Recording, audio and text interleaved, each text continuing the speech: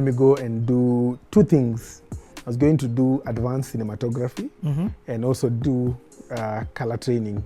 Okay. So I was there for, I think, over a month or something. I went there. I was doing 2 courses now, master classes. So you had saved up from...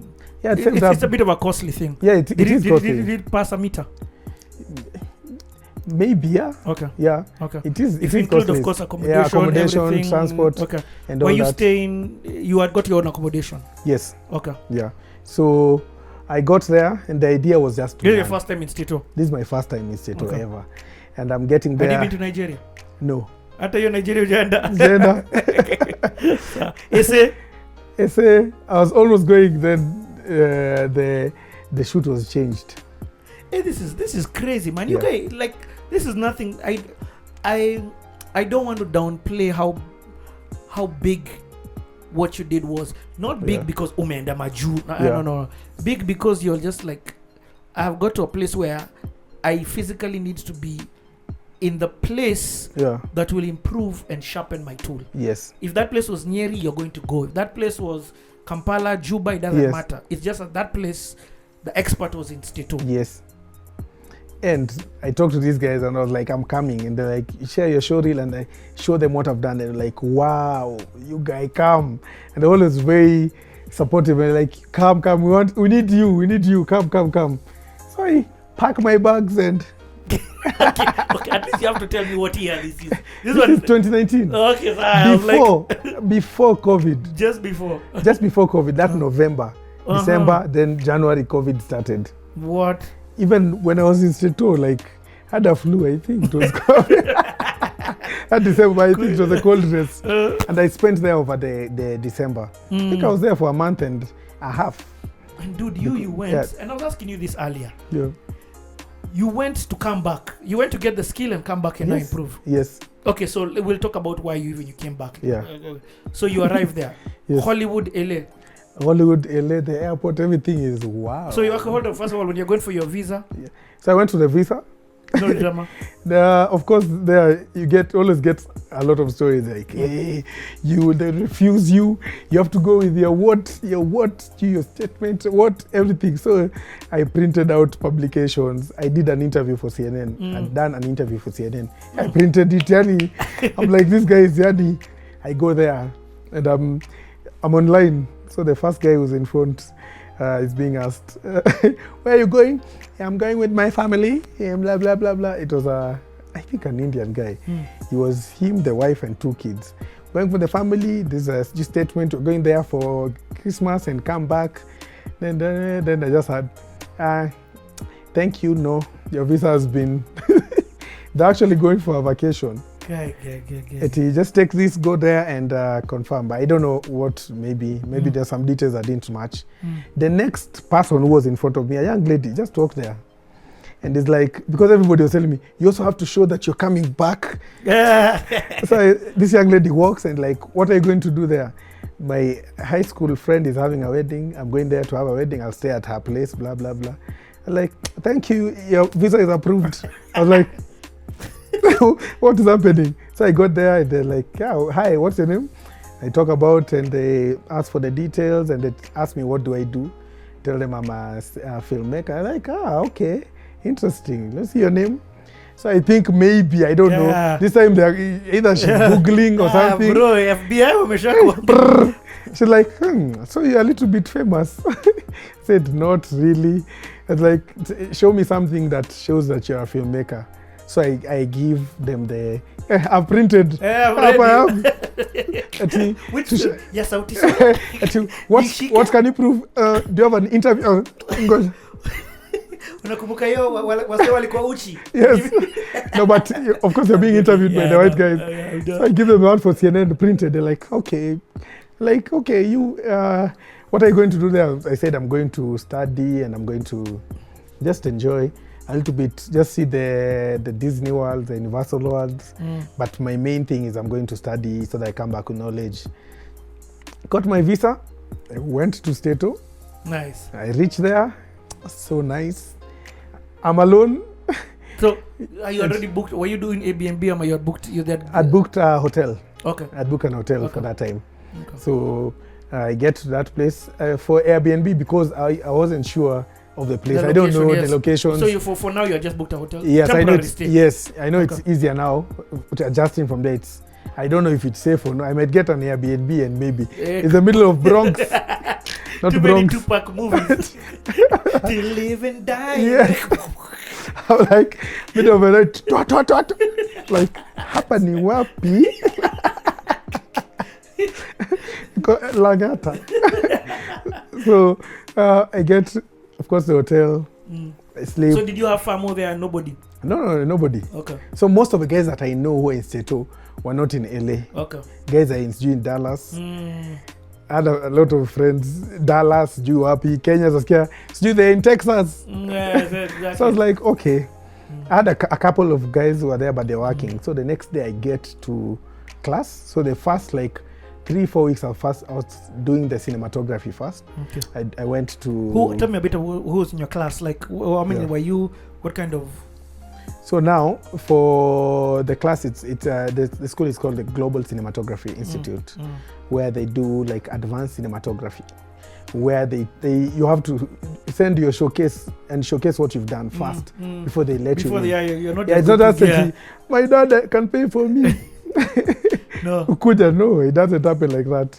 So they first have to see what you're doing. Exactly. And then you pay for your fees. You pay for your fees and you go there. Now, it was very nice because what they did, for them, they were getting industry. There was a guy who was running it. And this guy was like a legend, shooting some cinematography. He's the one who started that school, the GCI. So in between, you get lectures from industry guys who've worked on the biggest projects. We got guys one is called Jay Holben, who is part of this Mandalorian technology things and all that. The guys who he wrote a book which I was reading about cinematography, anything about cinematography. Yeah. The first like 2 weeks was just theory, technical. We deconstruct a camera. We talk about how the light affects the different pixels, what's in a sensor. So at first, the first week I'm expecting, the trick is there's a red button down here, you press, then it glows. No, we were taught theory. Light. This theory. Is light. Yes. Yeah. We're using a light meter. What is a light meter? Understand why light behaves in certain way. Understand the light quality. We're not doing any practicals. Theory. The second week, you need to get a camera. We're going to take pictures. I'm like, pictures, but we're training our eyes to frame, to look at natural lightings, natural light. So what, you bought a camera? I had a small camera that I went with. Okay. Just a normal camera. You can even use your phone. But you're taking pictures. We go to the street to take pictures. And you come back to the class, put them up on the projector. And when you're putting them on the projector, they're talking about your shot. They're like, you didn't frame well, you need to frame it like this, use this kind of things, use these horizon lines. How many guys are in this class? So in the class, we're about like 13. From across the world? From across the world. Wow. Even guys in Seto are like, I think 3 or 4. We have guys from Egypt. That was the closest in Africa. Then me. Yeah. And guys from Asia, Huko, Germany, guys from Germany. Nice. And the guys, they're doing really well. So they get trained there. Then after every 1 or 2 days, we're having a lecture from an industry specialist. Like on the 4th day, we had a guy called Scott Cunningham. I think I was posting very, very fast on Instagram. Scott Cunningham is a DOP. He's a very big time DOP. He used to be a producer back then when guys were doing the music videos like in a window shopper 50 Cent. He used to be like producer. Then he started doing videos. Now he works with a guy called Dave Meyers. Dave Meyers is a very big time director from way back then to even now. Dave Meyers does, just to name one video, he did a video for Ariana Grande. No Time Left to Die. Net Time? Yes. That's where she's hanging in. So Dave Meyers did that, and this Scott Cunningham are the guys who shot it. Sure. So it's the guy who was talking to us, and we're talking. I'm there. I'm just whoa, this is it. And he came with his, he posted that picture. He came with his MTV award, award. And it's like, I want this, and I took a picture with him, and you're talking with him, and you're talking about, yeah, you guys are doing good stuff and all that, and you're talking about even the Ariana Grande's videos. So he's breaking it down. We shot yeah, this, that. Shot like this, and he's giving us now tips in terms of what we need to do and all that. And he's talking about this, like Ariana Grande. We didn't have a lot of time, maybe a lot of budget. Like, you know, we had like about 3 months to plan or something. Something like that, if I remember. It was something like, we had like 2 months to plan, then we shot it like 2 weeks or something like that. I'm like, bro, what? But because they're used to different. Yes, and the budgets there are enormous. Like, we hear they're spending $1 million on just one music video. Here at how? Exactly. National budget. So we're talking to these guys, they're giving us tips and tricks. They're telling us, you guys, follow the guys you love. If I'm a DP and I want to be good, I'll just follow the top DPs. And it was a trick that I also learned from him. Even from him, when he said he transitioned from being a producer to being a DOP. At first he was like, I know I can shoot, but how do I make my work better? So what he used to do, you'd check the best videos, check who was the gaffer. So the gaffer is the guy who's in charge of lighting. And he also makes decision based on what kind of lighting to use to get the best. So he would go for the best gaffers, the best the best crew. And it come, by day, my shoot, do it like the one for Michael Jackson. And that's because these guys have been in a lot of shoots. They also have experience. They'll tell you, okay, this one we use this kind of lighting, make it soft, and it works. And you gain from that. And it was very interesting also hearing this from this kind of people. And I was like, okay. And when I came back, even that was one of the things I was doing. If I'm getting a big job advert, I'll just look for another advert. Who are the guys who did this? It's Kenny. He, same. And then I learned, because they're like, now our DP who came from SA liked using this overhead Nini it, and we realized it's very soft, and we do it and it works. I get it. Let me ask you, what was it like being around that community? Yeah. Because now I'm sure you made friends from, all these different countries, guys who you work with, but who are also sharing with you the experiences, because they're probably you in a different country. Yes. Or bigger or smaller, it doesn't matter. But they've got their experience from their region. So we even created, we still communicate with them. And it was good because there are guys who we're now even planning to collaborate. And there are guys who I know, because that whole class was full of talent. And I'm just sure we'll just get somebody there on a big project, because some of them are based there very soon. So if there's any Avenger, I've said Avenger. If there's any Avenger movie that either of them is working on, maybe they decide you want to shoot it at Elementator, who will they call in Kenya? Forget Elementator, even if it's Uganda, Africa. Yes. So those contacts in Nigeria even. Yes. I know you. So those contacts that I made, we're still communicating. It made a lot of contact. We used to now, every evening after coming out of class, would go to the open houses, the meetups.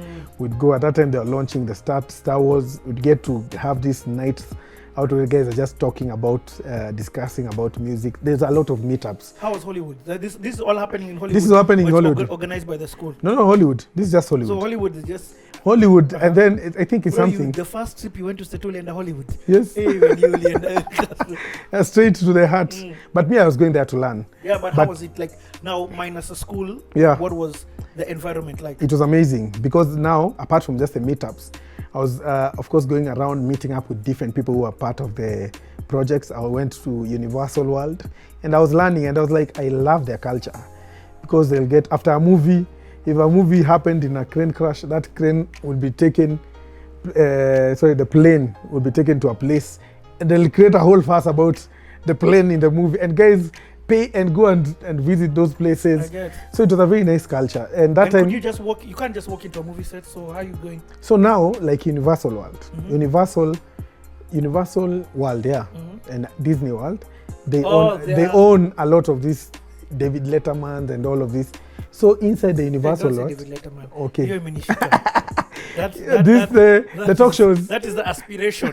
The Aspiration Friday- is David Letterman. the Friday Night Lives, they're all happening inside Universal Studios. So as you're paying to go throughout the history of that, you even pass to where they're recording. But those ones you have to book like in advance Of course. to get space. And the guys, I think in like a week or two, then you get space and you can go to the live recording as long as you've booked. So I was like appreciating the culture. We are going to Disney World. All this time I'm just gaining a lot from their culture. These guys were always having a lot of meetups. You'll have the editors meetup. They just meet and talk about editing. The next weekend, colorist meetups, makeup meetups. There's just always stuff. There's always stuff Nice. related to film and all that. So the first I did for a whole month first, the advanced cinematography. The last weeks, that's when you're doing our practicals. Oh, in fact, I was going to say, yeah, what now? Okay, so now is when you're doing practicals. Last 2 weeks, That's it. that's the practicals. And- Now that's when you're getting camera, Kisha light. But the amount of theory that's there, Yes. now And understanding. yes, now even when I see a camera, there's a lot of things I'm thinking about it in terms of thinking about the sensor. I'm thinking about all of these things. At the end of the day, it's just pointing and shooting. But I'm also learning about being. Now I'm understanding fully. We're working with a lighting ratio. We're making our light soft. We need to understand how to create also emotion. With you have to record values, also communicate to your team in terms of camera lingual, technical stuff that when you're learning throughout the whole theory part, when you're coming now to the actual place now where we're doing the videos and all that, it makes sense. We're shooting and now I'm even looking at this camera as a totally different thing. I can imagine. Yes. You're like, I was using this thing 2%. Yes, and now I'm understanding it, and the more you understand it, now you can interact with a lot of cameras without having to think that this camera is the only one which will give me this look. I can work with any particular camera as long as I'm understanding how I'm lighting. All this I'm gaining, and at this time I'm very eager to get back and just start doing this stuff. And I was going to ask you this question. Sure. First of all, more on the colorists. So Yeah. now do you practically sit down and start editing? For the And being taught about now the colorists. So now there's a coloring. That's a different class. Now we're working with this school called Global Cinematography Institute. Yes. I finish with it, get my certificate, picture, everything nice. Next, immediately, 2 days later, I'm into, it's called the Abel scene. Are you still at the hotel? I'm still at the hotel. Okay. Yeah. So you I'm still spent at your whole the hotel. time at the hotel? Yes, I spent my whole time at the hotel. Okay. So I'm now at Abel Cine. For guys who deal with equipment will know that name. So that's where we are conducting the color grading exercises with our lead guy, color scientist called Dado Valentic. And like how many guys are you in the class? So now there we're like, there's another, it's called Danis Sori from Angola. We're about, let's say, 10 to 15 people. Okay. Just a small number. This guy, Dado Valentic, who's teaching us, is a color scientist. He's worked on a lot of projects. From this one for detective, it's called what? An old school movie for detective. But he's worked on a lot of movies. He's actually consulting for Disney, for Money Heist, for What? Yes, he's consulting for workflow, not teaching them. He's going to teach them a better workflow to make yourself work faster and achieve the better results. So he's doing that for Game of Thrones, guys. What? Yeah. That guy's no joke. Yeah, he's proper, serious, and he's a color scientist. He created a software which artificial intelligence in color grading, where you can put your software, you can put your image there and it can help you color grade or match images. He also has a software called Look Designer, which emulates the film look, and I use it extensively on everything that I'm color grading. Is it available? Is that one out? Yeah, they're all out on the color training page. Okay. And those are tools that people use. Even now, guys are using those on the big high-end movies. At that time when the guys are doing the Star Wars and all this stuff, they're using those tools. So it's the guy who's teaching us. And it was better going there because there's a lot of questions that you're asking face-to-face that we'll ask him there. We get our 2 weeks there, and I'm getting my advanced training in color grading in movies and TV commercial, and just understanding now color grading. By the time the first week is done, and I'm like, there's a lot that I didn't know that you didn't know. That I didn't know. You didn't know. You didn't know. Funny thing, it's been all on my face there all this time, but I needed to understand things. Give me one. I mean we can't get everything. For example, 2 weeks, but it'll take even more. For example, when you're doing color grading, when you're trying to balance your shots, or not even balancing your shots, when you're trying to create the best contrast, it's very hard to know how contrasty your image is if you're just basing it on how your image looks. Let me explain. Before it gets complicated. So I may get this shot like the way I am here. And have you ever watched something on TV and you feel it feels whitewashed? And some things you watch and you feel it's contrasty, like it's too contrast. Like, so how do you get your perfect, it's called what? Your perfect contrast. So realized when I was doing my advanced cinematography, we talked about, when you're talking about sensors, we talked about something called the middle gray, the center part.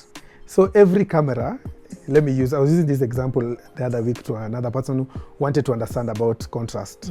When you take your camera, when you take your phone, and you point it here at me, if, for example, maybe it will adjust itself to make it feel as best exposure. As it can. Yes. If I go to somewhere which is bright and I move it there, it will still adjust itself. So somebody was asking me, how is it able to do that, to get the perfect It has a middle point. It knows, yes. Yes, so each camera, it's calibrated to a center point. So the best way to, it's a class time, people. When you're talking about contrast, you're talking about the difference between the darkest part, which is black, and the brightest part. Yes. So with my image here, if because it has color, you can see my skin tone is, of course I'm dark, but a little bit of brown, you can see the brown, the yellows there. It's very hard for me to determine the contrast if the image has color. So what do we do when you're trying to decide the best contrast? Go to me black and white. You take it black and white. Why? Because black and white, now you actually have two main points. You have either black or white. But what do you get at the middle? You get gray. Because it's a gradient, moving from black to white. So I'm getting this information, I'm like, okay. That one I've enjoyed. So now, that's not the best part. That's not the best part. So we convert our image to black and white. So when you're looking at a black and white image, when you remove all the colors, you're able to tell if this thing is too contrasty or too bright or too whitewash, based on how you're looking at it, based on your judgment, on your taste. Sometimes you want your scene to be contrast. Sometimes you want it a little bit light. And you have something called a waveform on the side, where it can tell you if you see the white part, if it's too bright, it will do something called clipping. It will be over there, like the sun. When you look at the sun, you can't see the detail. You can't see because it's too bright. It's past your dynamic range. And the dark part, when you're even looking at a dark place, when you turn off the lights, the darkest that you can see, maybe that's where your maximum perceptors can reach. So for camera, of course, it's limited. So when I'm having this image on black and white, every camera, they calibrate it. So for example, I have this scene. You take it to the darkest part of it, let's say it's 0. And the brightest part, we say it's 100. So if I take this image and do an average between the black and the white, I do an average of the whole image. Like let's say this black, maybe it's not too dark. Let me rate it is at 1. The bright part is not too bright, maybe it's at 86. So I take all the spots. It's like blurring out the image to have one particular image. It will give you a number because you'll have an average. So we'll say the average image is like it's like 22. Out of between blackness and white, this image, the way you've shot on this corner is 22. If it was being shoot somewhere maybe a little bit brighter, it will be like 56. I get that. Because the average, everything is bright. If it's too dark, everything will be too dark. Maybe it will be at 0. So now, when the camera averages the numbers, right, it will say this image, it's at, the easiest way to think about it, just blur this image in black and white. You'll have one single color. So the value of that color maybe is 26. So the camera immediately will be like, it's at 26. No, I need to take it down to our middle gray, it's at 18. Yes. Because that's how we've calibrated our sensors. So what the camera do, if it's at 22, it means it's a little bit bright for it. So it will make it a little bit exposure. It will turn the exposure down so that this single image gets to 18. So when it gets to 18, now remove the blur.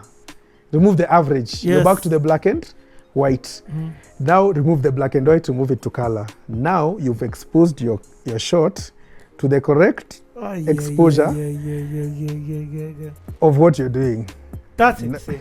Yes. Like, for those who may find what you've just said too technical, I mean, and it is slightly, but that's like, this is stuff you'd have never known. No. And I mean, and that's a game changer. Yes. A contrast exposure is the complete game changer. Yes. In picture quality. Yes. In the final output of a picture. Yes. So you've just learned how to calibrate. Let's lack a better word. Your expose your contrast, your exposure. Yes. For you now to properly start being able to manipulate the picture. Yes. So now, what again I learned, if for me to be consistent when I'm shooting my movies, with different scenes, when you're watching a movie, what's the place where you look at the most? The middle. When people are talking on a movie, you're always looking at their face. Yes. And most importantly, you're looking at their eyes. Yep.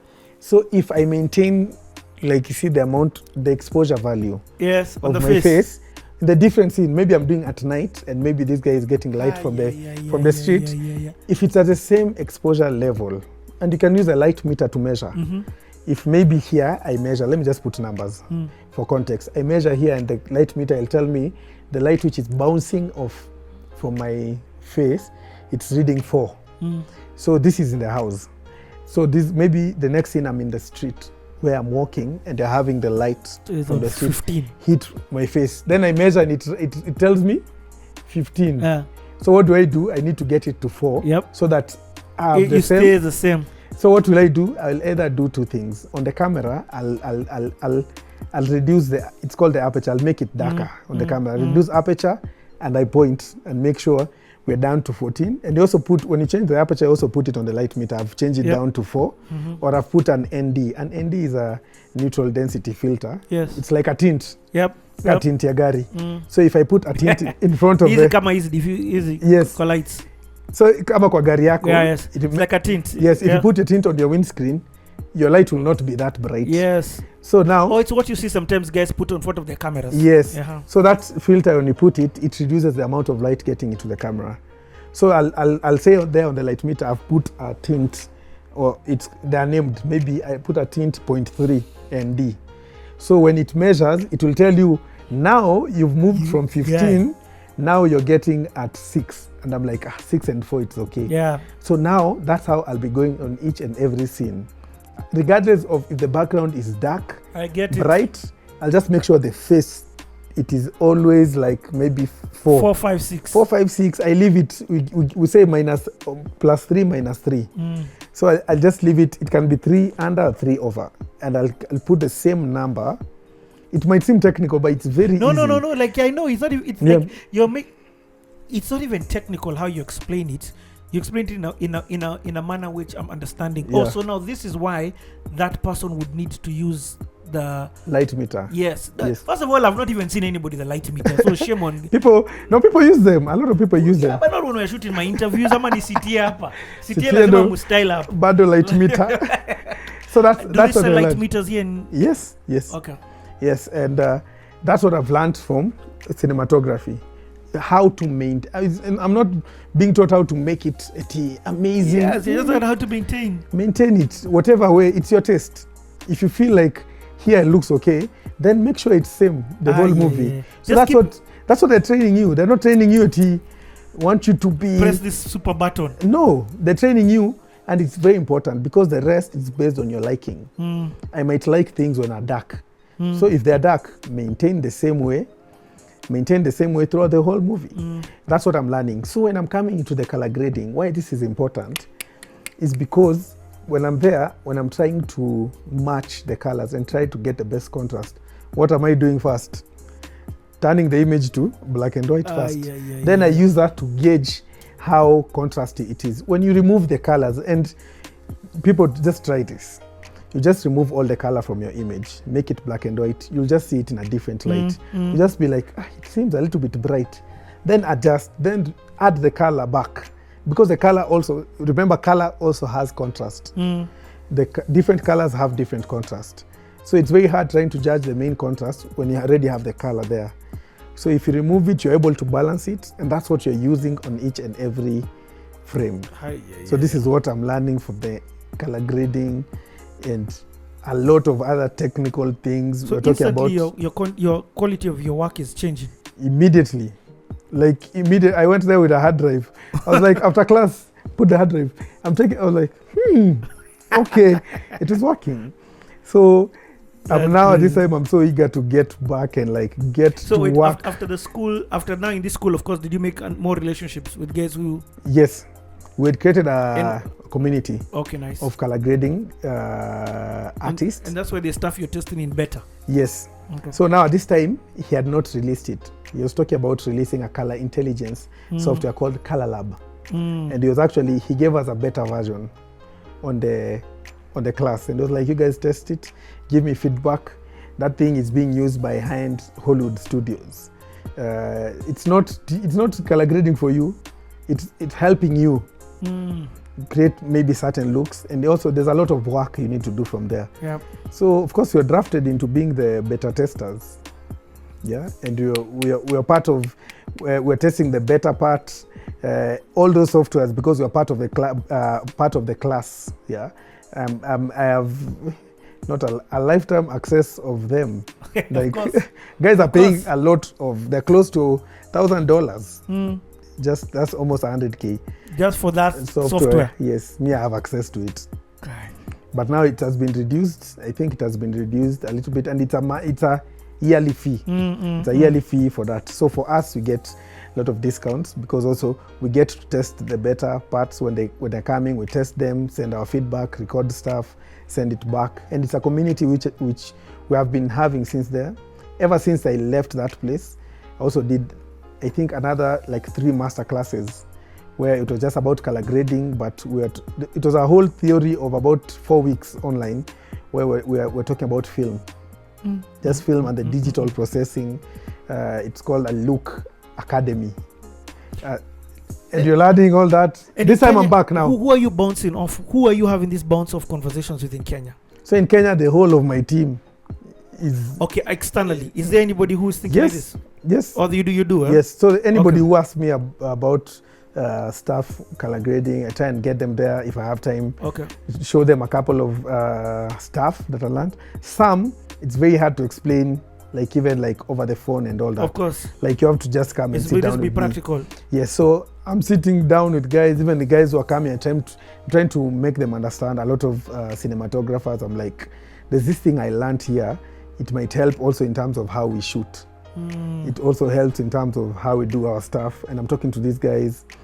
Anybody I'm meeting, I'm always like, sit down. Let me ask you this. Why did you come back? Because I was supposed to come back. Yeah, why didn't you just think like many Kenyans do? Yeah. I have a show called the Diaspora Series. Yeah. And in the Diaspora Series, yeah, what I'm learning as I engage with more Kenyans, some people went for a visit and have stayed. You get what I mean? Yeah. So you are with like-minded people who are just you get. What made you come back? Because initially, even for me, when I was going there, I was like, I'm just going to get the idea to come back. Because regardless of I like how that place is, first of all, you're going to start from scratch. There, you're not known. There, your show reel is you and the intern, same. Mnaingia nyote. all your experience is not about to count here. Yeah, it's so cute. Let's start from there, because even the guys who are in the same class, you see their show reel, it's amazing. So it's not that I'm backing down, but my main aim was not to stay there. My main aim was to bring that Hollywood back here. Let's be in a position where we're able to launch our movies, put it in that same effect. And that was the idea.